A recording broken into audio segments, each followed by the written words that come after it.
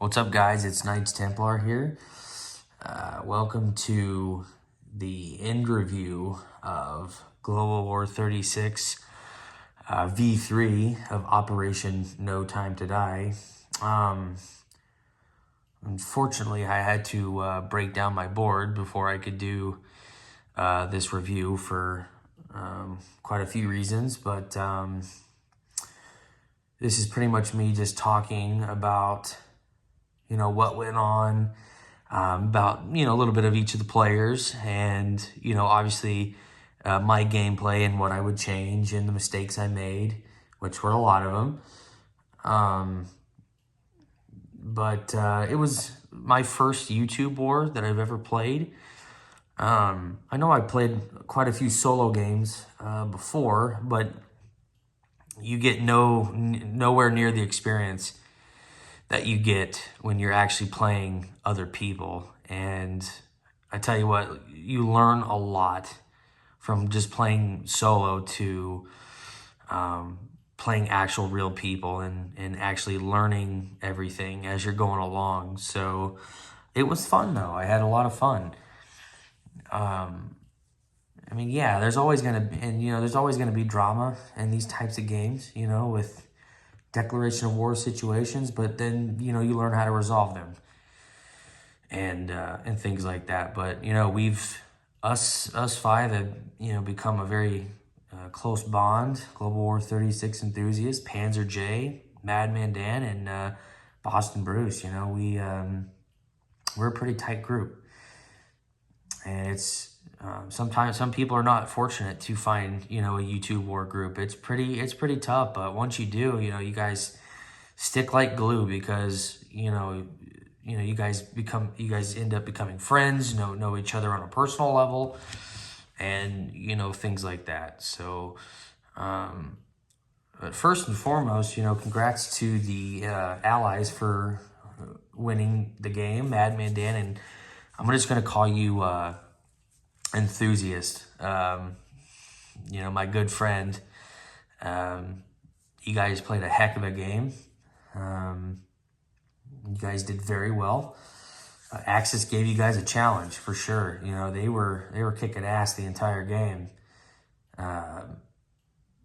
With the rolls that Madman Dan was getting with his, his tech rolls were just completely awful early on, but the Allies squeaked out a victory there, and congrats to them, and congrats to the Axis. They played a hell of a game. They really did.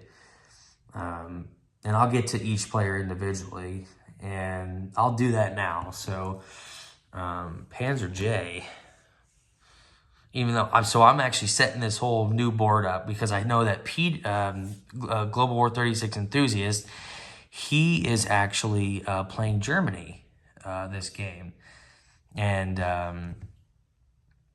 for Operation GoldenEye, and so he'll have his first turn on Friday, I do believe. But yeah, Panzer J, dude, you are a freaking beast with the Germans, dude. Like, you kicked my ass in Russia. I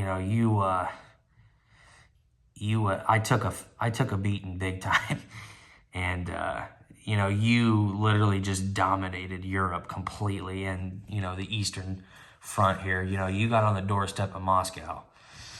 I know you said that you probably wouldn't have taken Moscow, or if you did, I would have, taken it back with that force that I had in Western Russia, but you decided to go for that instead, which was a really good move on your part. But yeah, dude, you were an insane player with the Germans. Ever since I followed you, I've been watching a lot of your videos, and you like to play the Axis a lot, so no, you did a phenomenal job with the Germans, and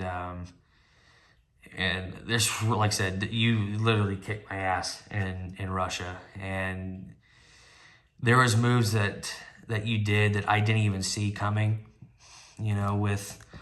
For example, I think Enthusiast brought this up, that I had most of my Air Force here, and I could have brought, I think I had 4 infantry, like 5 fighters and like 4 tacks, I think it was.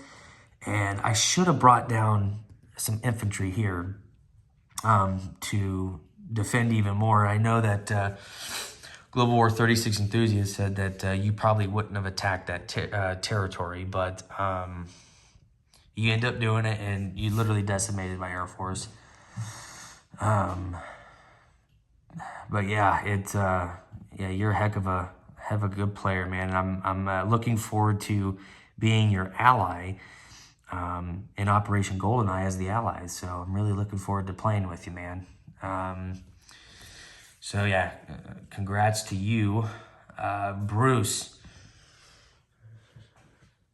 Yeah, Bruce played Japan. I know I don't have everything set up here, but I'm just gonna go around and go to the country that everybody played. Bruce, you're an awesome person, man. You and I chit chat every time after I get off work, for about 30 minutes, and we just chit chat, not even about war, but about everything, and you played an awesome game with Japan. I know you said you didn't, but dude, I'm telling you right now, you played a heck of a game against one of the best players that's ever played this Global War 36 game. So you held your own, and I give you credit for doing that. I mean, you literally attacked China on, I think it was turn 2, and you just had us on the ropes, both of us. I know, for example, me, you're going to attack me, and I know Global War 36 Enthusiast already mentioned this, but you're going to take me out on the second turn or third turn, I think it was, and I called you and told you that I was like, this will serve as a buffer from the KMT. I said, trust me, it'll all work out. And apparently my skills, my diplomatic skills worked. I know that you said you regretted it later. But yeah, if I were in your shoes, I would have just kicked my ass and been done with the CCP. I probably would have never got anything of that back. But no, dude, you played an awesome game, and I really can't say much more. I know that you're going to be playing Japan again, and I know that you and I will probably be going against each other, later on in the war. It's how it goes, I guess. But no, yeah, you're a good player. Don't sell yourself short, because you are. And I know this was your first YouTube war as well, and you did a tremendous job. So I tip my hat to you as well. Global War 36 Enthusiast, he was the Commonwealth. He controlled the UK. And he was the Free French as well. And he played the FEC, played Anzac, and all that. You did a really good job, Peter. You did an incredible job. I know that you always give, credit all to Madman Dan, but I think you're a very, very smart player. You know what you're doing. You really, I think the awesome thing that I like about you is that you really study everybody's turn, and, you find mistakes, and you find, things that, things wrong with our videos. And trust me, I really appreciate that very, very much. You're an awesome person to talk to on the phone. You and I had a lot of good conversations, and we just had a lot of fun all around, but yeah, don't sell yourself short either. You even though you and Madman Dan, created this strategy, with the allies, you had to execute it. And like I said, you're a very good player. And like I said, the moves that you guys did were insane. I know I worked with you guys more than the Axis. And some of the moves that you guys came up with the Commonwealth and Free French were amazing. Like I said, I'm not that smart enough. I'm not smart enough to like realize all these moves that you guys are gonna do. You know, how you do it and how you're gonna execute it. You're like 4 turns ahead of me when it comes to that kind of stuff. The only thing that I can say that I did help with was this attack here in the Middle East. I know that I lend-leased you an airborne and you attacked, I think it was Azerbaijan or southern Iran, but he had like 4 cavalry in that territory. And you brought like 4 or 5 fighters and an airborne unit, and he didn't hit once with his cavalry. And that was a really, really lucky roll. I know it was risky. I know I mentioned that you should attack this area, and it worked. It worked. You literally pushed Germany out of Turkey and the Middle East completely. That strategy was a good strategy. I know I helped out, with that, but like I said, give you guys the credit for executing it and doing a very good job. So, Global War 36 enthusiast, you're an awesome player, awesome dude, and personally, and I'm glad that I've got to know you as well, and I'm glad to play with you in another game. And I know that you're playing the Germans, you're on the Axis, so we're obviously on opposite teams, but nonetheless, you did an amazing job, and look forward to seeing what you will do with Germany for sure. So, all right, well, I'm going to move on to Madman Dan with the U.S. So, obviously, he controlled the United States and KMT. Madman Dan is way too advanced for us, I will say. He is probably one of the best players. From what I heard, he has never lost in this game. And I think Global War 36 enthusiast told me that he's not lost one game. And the shit that he does, he is literally the Michael Jordan of this game. I shit you not. That's why in the summer offensive, he was the best strategic player awarded. I believe that's what it was. Correct me if I'm wrong, but his military strategy was just insane. And in this game as well, for example, I know the Boston Bruce attacked the Chinese warlords, so everything became KMT, right? Well, he had 3 infantry here in Peking. He attacked Hopei, and he attacked with an infantry, or quite a bit of units into Hopei, and then he took those 3 infantry from Peking that attacked into Hopei back to Sichuan. So he literally was surrounded here and got them out by doing that. Obviously, you have to, you can't retreat to this territory unless you're attacking with a unit from this territory, So I actually made that mistake by attacking Hopei, and I went back to Sinchi. I couldn't do that. I'll explain that later, but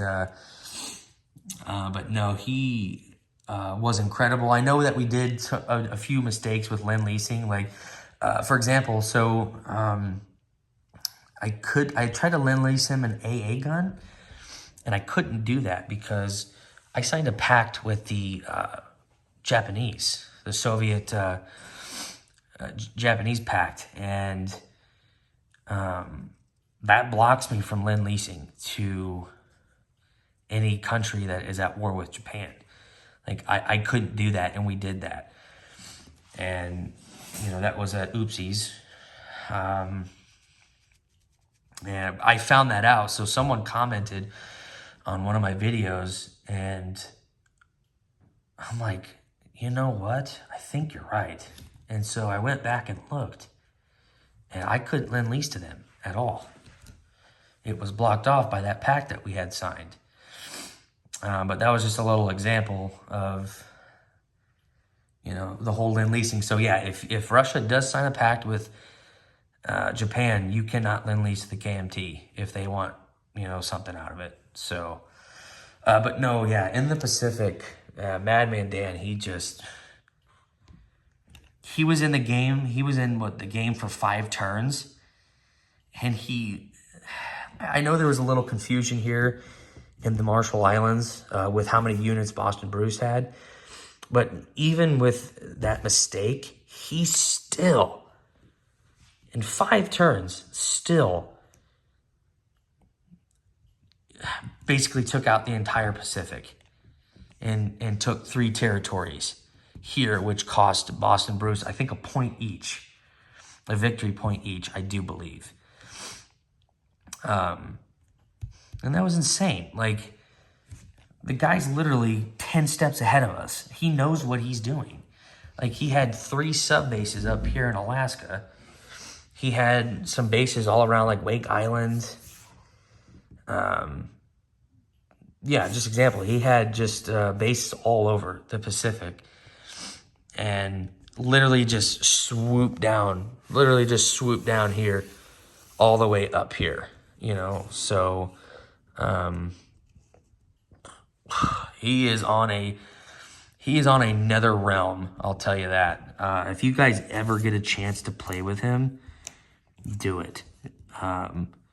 You'll learn a lot from his experience.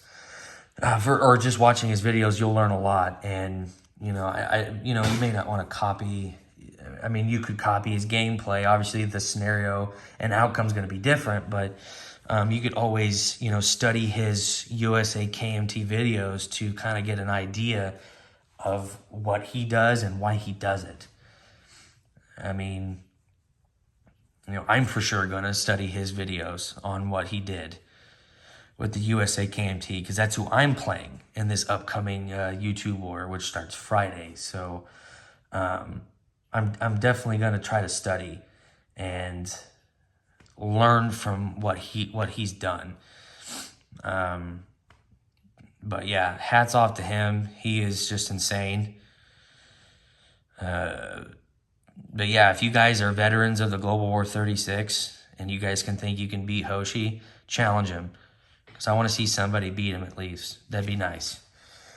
Because he's a really good player. And I bet you with Russia, because that's who he's playing, he's going to do a way better job than I will, than I did. So, but yeah, like I said, congrats to the allies, to Global War 36 enthusiasts, and to Madman Dan for that. Okay, so let's go to my gameplay with the USSR. Okay. So there is a lot of things that I would do differently. And I actually was talking to Global War 36 enthusiasts tonight about it, explaining, what I did and what I would do different. And, when you kind of review your videos and watch what you did, you kind of like, why the hell did I do that? Or I would have done this differently. Or why, it's when you're filming a video, like I said, I've said this earlier, you forget the most basic steps that is in this game. Like, I think on round 18, I purchased a mountain infantry and a militia with the CCP, and mountain infantry cost $4, and I only had $5. So I actually spent 6 IPP and not 5. Like, it's just dumb mistakes like that, and so, yeah, just any time that and sometimes you just don't see some certain strategies that you see when you rewatch something, but with my gameplay, I was doing pretty good early on. I was getting a lot of my tech rolls. I was doing fairly well, and I was on the phones a lot, doing diplomacy, but I think the problem is that I made too many deals. and that hurt me. You know, what I did was I benefited everybody else and not myself. And that was, you know, my biggest downfall. Well, one of the biggest. And, you know, but it was exciting, you know, talking on the phone and doing deals and all that. It sounded good at the time, but in reality, it wasn't good for me. It was good for them. And with Russia, you gotta have good diplomacy skills, but at the same time, you gotta play for yourself. Because in the end, you're by yourself with the Comintern. So I want to get into some things that I would have done differently. So, for example, let's start down here in Iran. So I probably wouldn't have attacked Iran. Like, it's iffy, like 50-50 if I would have done it or not. It's only $3, you know, for these territories.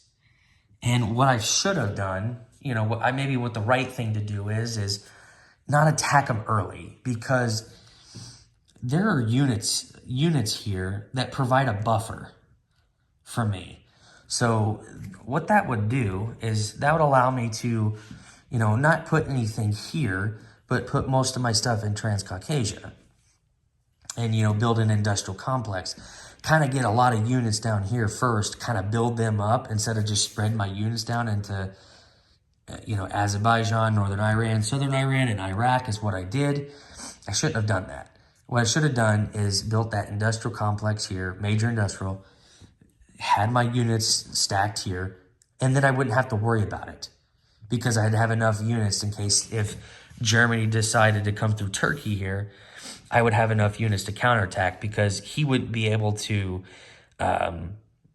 basically align Turkey by taking Transcaucasia. It'd be completely blocked from him doing that.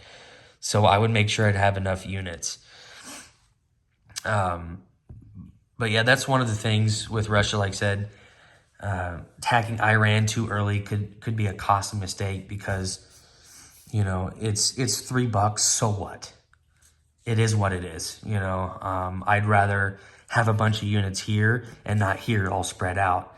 You know, being vulnerable to, you know, attacks from Germany, or, you know, if God forbid if I get in a war with, you know, the FEC or the UK Commonwealth, for example, you know, I have this buffer with these guys that are here. Another area that I probably wouldn't have done, or actually I couldn't have anyway if I didn't sign the Molotov-Ribbentrop Pact. So I ended up signing the Molotov-Ribbentrop Pact, and then obviously I was able to take these two territories. If you're Russia and you feel like that you want to, that's by all means, you're able to do that if you want to.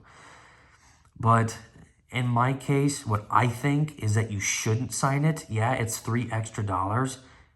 However, UK, these two territories will align to the UK as soon as Germany does their lightning warfare on Paris, and they'll take Warsaw. And like I said, these three territories here. But then I think there's a militia and an infantry here at the startup. And like I said, I wouldn't have signed it. So that was a buffer for me to, what I would do is, my strategy would be next time, if I ever wanted to play, was basically fortify my cities and put militia on like any territory that doesn't have anything, or that I'm able to put a militia in. You know, that's my buffer, you know, and like Kiev, Smolensk, Leningrad, Moscow, Stalingrad, basically all my cities would be protected, you know, with massive amounts of units. And everywhere else on the entire, you know, Russian territory here would be all militia. So that in case that the Germans did attack, they're only taking out militia. And then obviously, if I'm lucky, I'm able, you know, if I get lucky and I can declare war on Germany, you know, I have this here. I'm sure they would attack them by then, but at least I would have units here and here and here to kind of strike Germany with. So,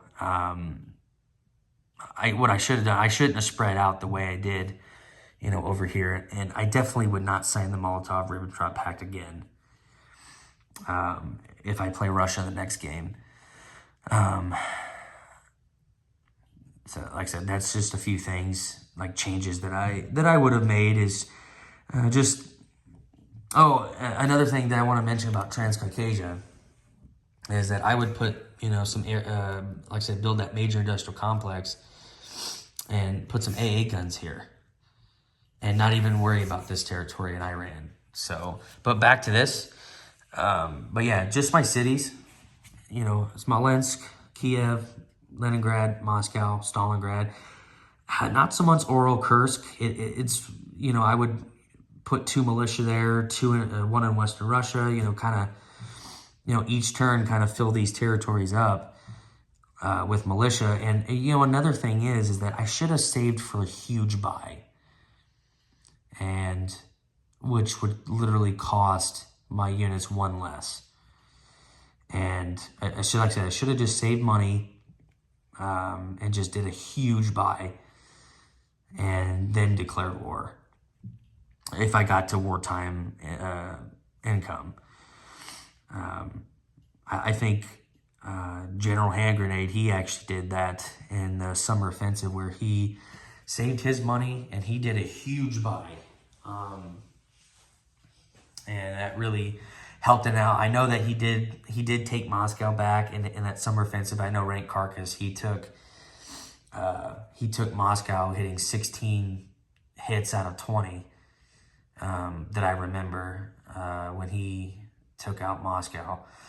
But I know Global War 36 enthusiast said I may have been the first.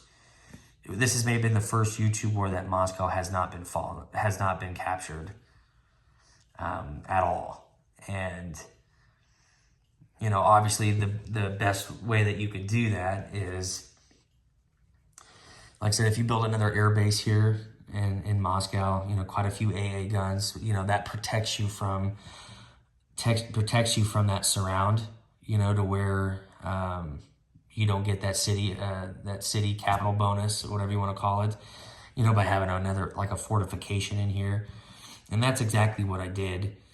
And like I said, that prevented from Panzer J taking Moscow. I mean, I had so much shit in there. I don't think there's a way that he could have taken it. But that ultimately led to my demise with all my victory points, by, not doing the strategy that I wanted to do, or that I didn't even think of at the time that I would do differently. By not signing the Molotov-Ribbentrop Pact, I would have been able to take Finland. I probably wouldn't have attacked Finland. More than likely not. I know I did make a mistake by attacking Karjala, because there's a fortification here in Leningrad that borders Karjala, and they get two dice at 5s if you attack from Leningrad into Karjala. And I made that mistake when I did that. Even though I still took it, I still made that mistake. So anybody that's playing the USSR, don't do a dumb move like I did. Attack from Karelia, not from Leningrad, because you'll regret it, I promise. I think that's pretty much it for the Eastern Front. Besides, the blunder that I had with my Air Force here and Kolmatskaya.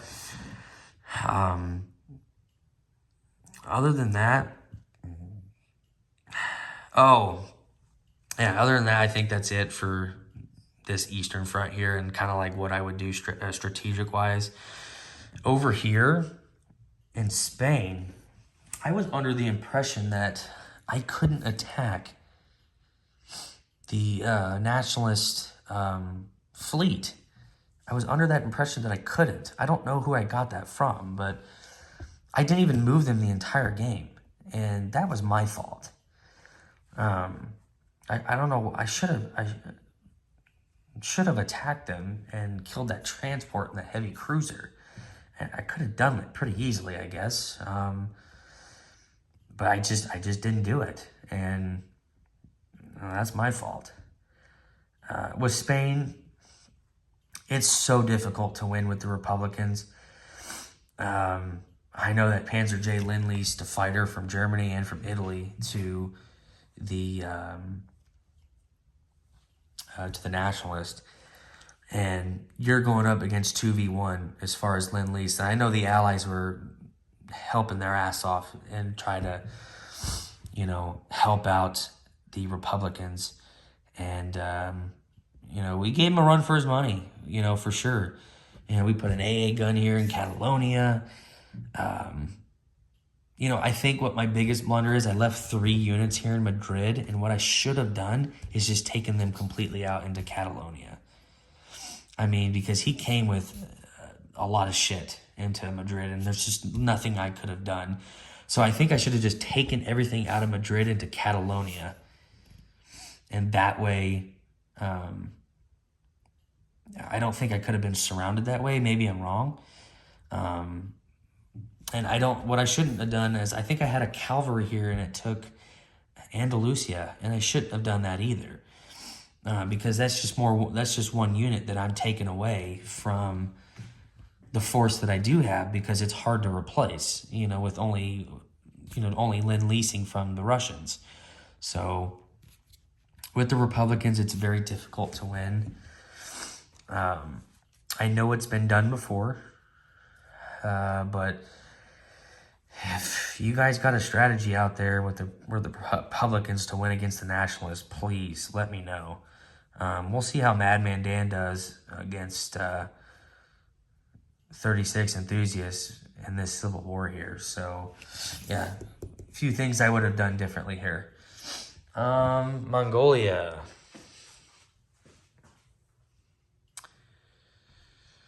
Mongolia is one of those iffy things. Do I declare war in July of 39 and invade? Yes and no. I had quite a few units that I invaded with.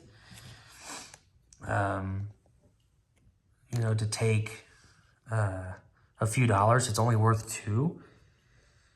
I don't think I would have taken it right away. In July of 39, I think I probably would have waited a few more turns, a couple more turns to do it. I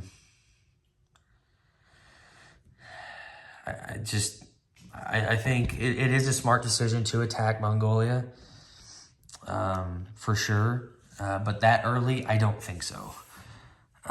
That's just my opinion. Like I said, everyone else has a different opinion what they want to do. But I would, obviously you want to attack Mongolia because that's a victory point. But me personally, I just don't think I should have done it that early. I should have just, had a few more units to build up and just stayed put there. I shouldn't even have left Mongolia at all. Or for the matter of that fact, declared war on Japan. I mean, that just hurt me even more by declaring war on Boston Bruce. I mean,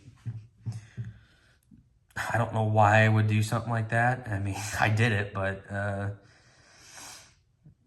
in the future, I probably would not want to do that again.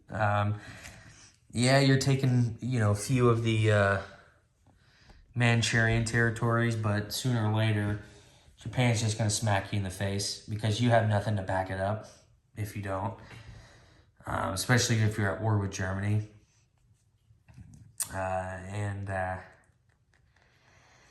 It's just not something that way, because you got to pay $5. If you sign the pact, you have to pay $5 to the bank to declare war on them. And, I could have used that $5 for something else. So, but yeah, anyway, I said that's just a little thing I've done with Mongolia. It just depends on when you want to attack and when you don't. So, but you would definitely want to attack Mongolia. So I think that is it for Russia. Like I said, there's quite a few things I would have done differently. I made a lot of mistakes for sure. but hopefully to learn from them. You know, if I ever play the USSR again. But as for the CCP, I want to wrap this up here real quick. Let me move this over. By the way, I got a new color for the KMT. Here, I'll show the old color that I had the, this is my old infantry that I had, and this is the new color that I got. So I painted, just looks better, in my opinion. CCP, it's one of those Chinese factions that you just got to get lucky with the influence roll. I mean, obviously you want to target these three for an influence roll, and hopefully you hit them. But from start to finish, I was pretty much doomed from the beginning with the CCP. I mean, yeah, I could have broken the truce and attacked the KMT and made a deal with Boston Bruce to take them out, and I should have done that. You know, him and I could have worked together to take the KMT out because of Madman Dan and who he is, you know, how good of a player he is. So, but I didn't know that at the time. I knew that he was good, but I didn't know that he was this freaking good, you know, like godly, you know, good. So, funny enough, he's playing the CCP right now. He will be. But yeah, like I said, I had to literally give money to the United States, or I think it was, I can't remember, just to even get some territory out here. So I think I held on to Shanghai, Xinjiang. I had like literally 3 territories for most of the game. And then I was like, screw it. Let's just attack Suiyang and Hopei. And, you know, at the end of my 18 turn, I attacked Yunnan. But at that point, it was too late. If you can't get right out of the gates with the CCP and, you know, within the first few turns with their influence. Actually, my influence roll stopped on the second turn, I think, or the third turn when Boston Bruce attacked the KMT. I mean, I can't influence anymore when that happens. I still get my recruitment roll, but I can't influence. So that kind of ruined that. You know, when Boston Bruce declared war on the KMT. So I think I had two turns where I could do it, and that was it. So I was pretty much screwed from the get-go with the CCP. I mean, it's so hard to get built up. You know, with them, with only having $2. I mean, yeah, you could save, but being stuck with these three territories the entire game, it doesn't work. I mean, you could, you know, build a rail here, and by having this territory, you can have a rail, and, you know, have Russia lend-lease to the CCP here if you want to. But yeah, with the CCP, if you can't get going, it's hard to. I know they never surrender, but it's pretty difficult to get out of that because KMT's got more money, they got more troops. The United States can lend lease to them, and all that stuff, and they have protection, you know, from, you know, the FEC back here. You know, with the Burma Road, they get an extra $1 for the Burma Road being open. And 39, I believe, and 38, 39. I'll have to look at the rule again. But that's if Calcutta is not taken by the Japanese. But yeah, as far as that with the CCP, you got to get going. If you don't, you're screwed. Or you have to make a deal with Japan. So either way, use your diplomatic skills as much as you can with him.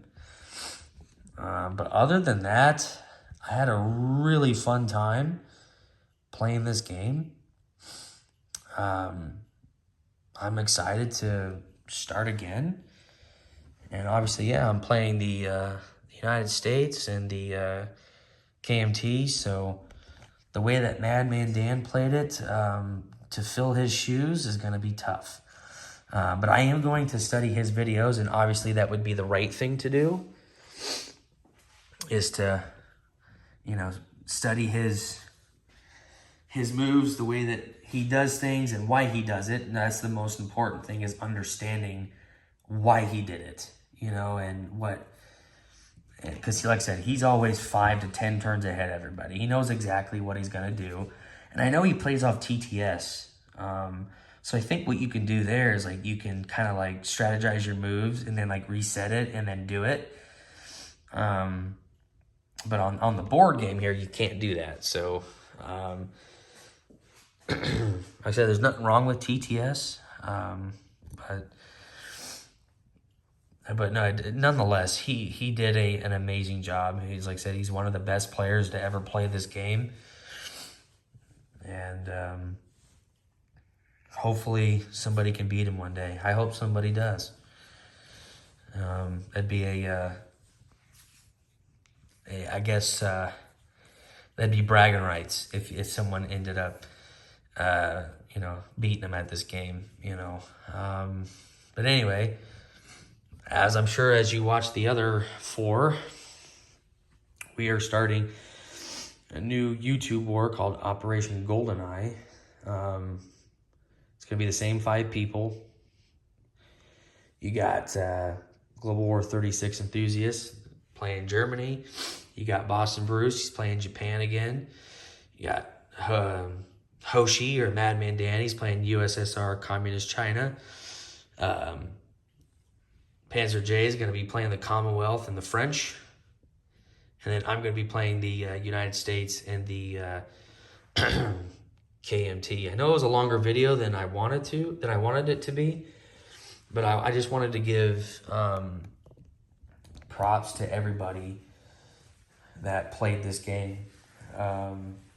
You guys did a tremendous job. You guys are awesome people.